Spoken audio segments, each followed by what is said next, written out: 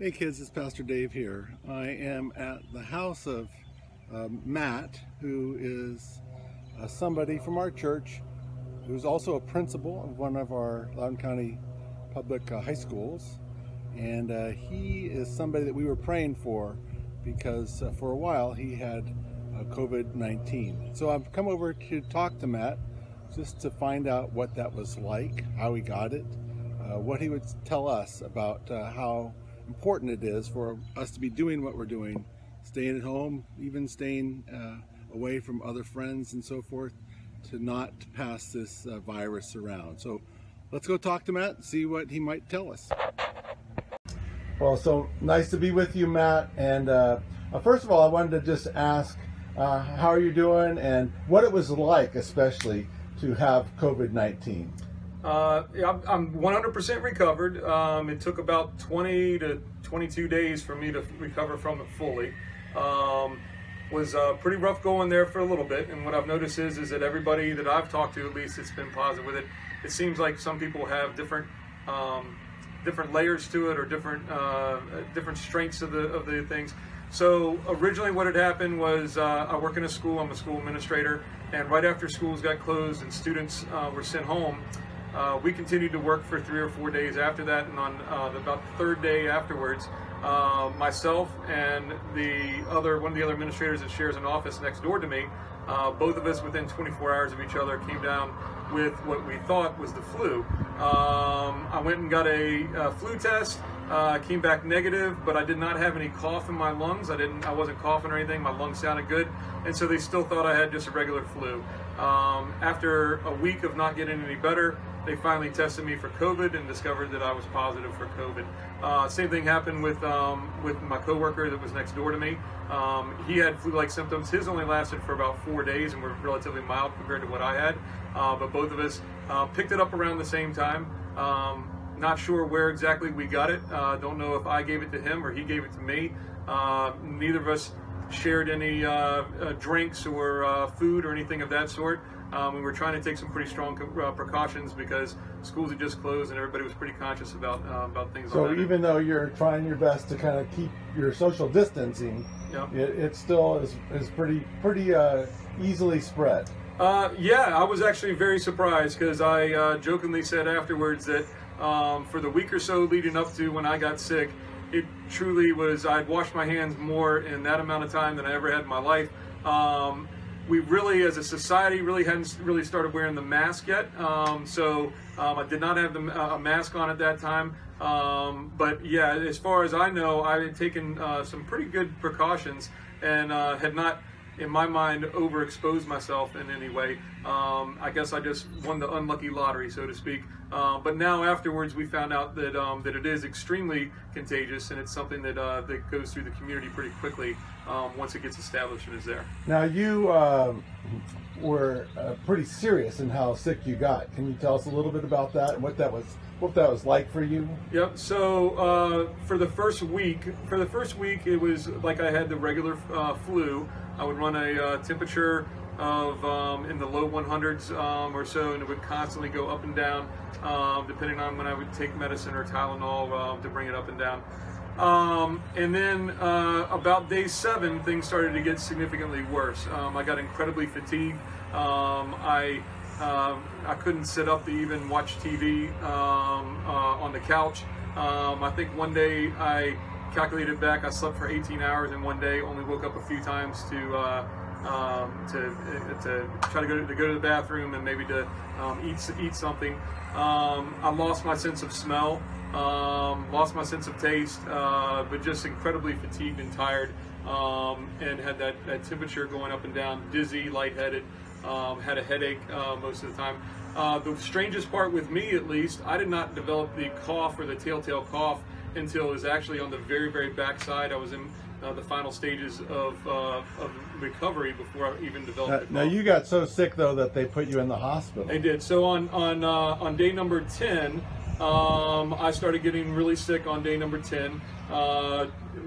Teresa, my wife, called the doctor a couple times and kept them up to speed on how I was sort of declining throughout the afternoon.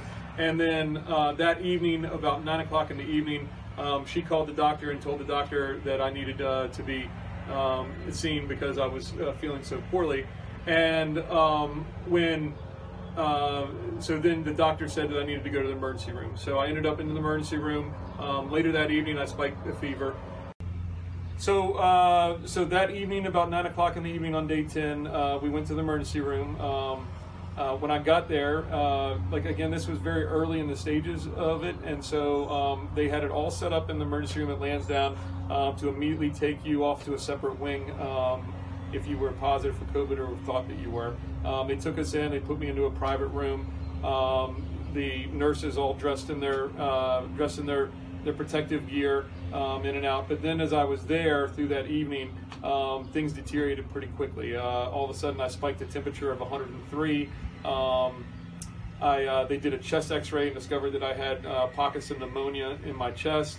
And just real quickly, I started to degrade and started to go downhill pretty fast. Very, very lonely feeling. They admitted me to the hospital and they took me, they had a separate COVID wing that they set up, and they wheeled me upstairs. The most difficult parts, or one of the most difficult parts, is that you're completely alone because it's so contagious. They would come in and the nurses would take my vital signs every 2 hours. But again, they were all dressed, head to toe in that. I did have my cell phone, and I was able to call Pastor Dave. I was able to call my wife, and able to call whoever I wanted. But there was little to no sort of human touch or feeling or things there, and it really it makes you sit and just simply think and think through your predicament, your situation, and where things are. I imagine you're both wrestling with the effects of the illness and all you're just being by yourself and having thoughts at the same time. Yeah. So so definitely you're there, and your mind starts going in a million different directions, and worry creeps in because as I was there in the middle of the night, you could hear everyone that was on the floor there with me was other COVID patients, and while you couldn't see anyone else, you could hear the different sort of emergency signals going off, and you could hear people rushing around throughout the night, where somebody was in much worse shape than I was. So when I was there, my oxygen levels did start to drop, and so they had to put me on oxygen for 2 days. At the same time, they put me on some very, very strong antibiotics to knock the pneumonia out of my lungs, and that's really sort of the peak of where my illness was.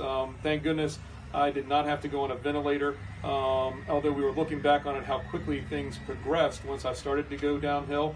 If I had waited until the next morning, I don't know how much the pneumonia would have spread in my lungs to get to that point.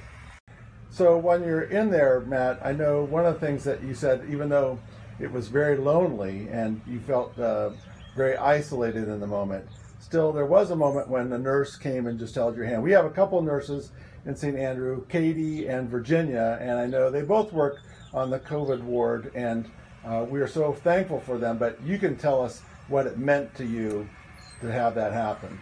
Yeah, on the let's see, the second morning that I was there, I'll admit that my emotions were pretty low, and I was pretty upset, and I was pretty worried about things, and so much of it is the unknown. So you sit there and you have basically just yourself to keep your mind at ease or whatever. And these nurses would come in and out, and that's the only sort of human contact that you would have, is someone coming in and taking your vitals every 2 hours or so. And I got pretty emotional at one point, and when one of the nurses was in, I was asking what her thoughts were on how things are going. And she, even with the rubber gloves on, she had actually multiple pairs of rubber gloves on so that she could change them quickly if need be, going in different rooms. But she reached out and she just simply put her hand on top of my hand and held it for a few moments, and told me that I was looking good, and that everything would be fine. That I just needed to stay positive and do that. And I'll say it was at a moment of low despair, or not a moment of high despair, but at a low point where I was there. But it was just enough that it really picked me up emotionally, and it picked me up to sort of make it through and say, okay, there's going to be a light at the end of the tunnel here. Some of these experiences gave you pause to think about your life as a whole, and did you come up with anything different because of that? Definitely. So in the while I was in the hospital and things were sort of at its low point,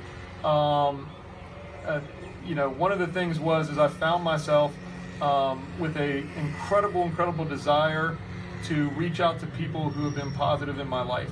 I had a very strong desire to just reach out to people and say thank you, or you know, I reach out and say we don't talk enough, or I'm sorry that we haven't been in touch. And one of the things that I've said to this Dave is that you know, at the same time, anyone in my life that had been a negative influence or anything that had been done as a wrong or anything like that, I can honestly say that never even crossed my mind at all. And so it was amazing to me that you know, what really matters sort of at the end of the day. And I think that that so much of our time and energy, unfortunately, gets spent on trying to resolve or trying to take care of negative aspects in our life, when honestly, at the end of the day, when I was reached at that critical moment, it was only the positive things in my life that I reached out to. And so it's something that I'm trying to, you know, as you get better and you start to recover, it hopefully changes your priorities a little bit, and you emphasize the positive in your life rather than dwelling on some of those negatives that seem to take up most of your time. Well, we're so happy that you're sharing all this with us. It is really interesting and you know, helpful to hear your story. I know you have 2 daughters, and you're an educator, so that means you're in touch with kids all the time. What would you tell the kids right now who are watching about why it's important for all the things that we're doing in terms of social distancing and staying at home and all that kind of stuff? No school. Yeah, no school. So yeah, so well, you know, some of the biggest things I'm going to say is that I think about my own mother who's in a nursing home. I think about my father who is 73 years old.